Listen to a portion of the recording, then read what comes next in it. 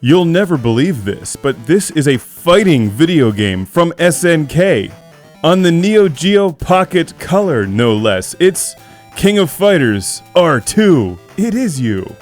Based on the King of Fighters 98, this is pretty much what you would expect from SNK for the Neo-Geo Pocket Color. It's a lot like a game I reviewed recently called SNK vs. Capcom, except this one is just SNK characters. It's the characters that you know and love. It's the King of Fighters, shrunken down onto the small screen. If they made a movie based on this game, it would be called Honey, I Shrunk the King of Fighters, and it would star Rick Moranis.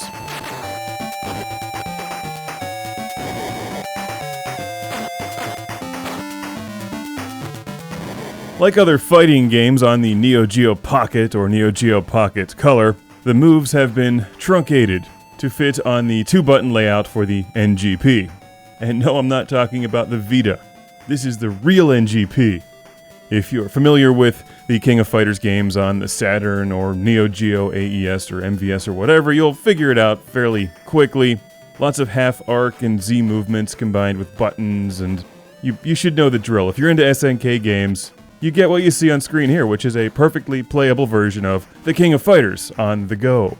Except, sadly, the Neo-Geo Pocket does not have a backlit screen. So on the go is fine, as long as you have a lot of light.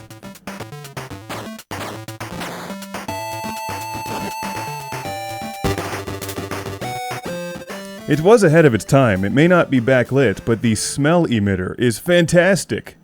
It really smelled like coffee. Of course, there was a full coffee mug sitting next to it. Come on, I had to do that one. I ran out of bad jokes today. As you can see, the game is smooth and playable. The backgrounds and details are easy to make out on the small screen, and assuming that you're playing beneath a spotlight or star, you'll be able to see it all easily and enjoy the gameplay in the King of Fighters R-2. The controls are acceptable, but die-hard purists will probably not enjoy this one as much as one of the full-size releases with a giant joystick. The thumbstick isn't bad, but I'm actually playing with my pointer finger here during the review just because of the camera angle, which is awful. Don't try that. It hurt for a day afterwards.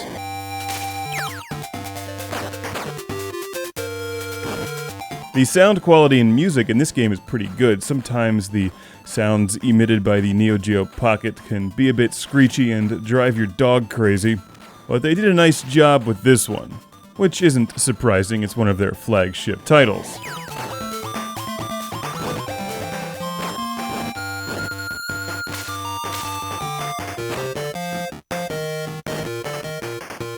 It's an awkward way of playing, but I'm trying to keep the screen from shaking all over the place.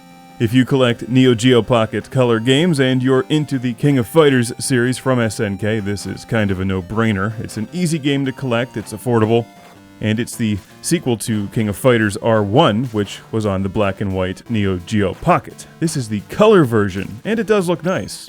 It has color.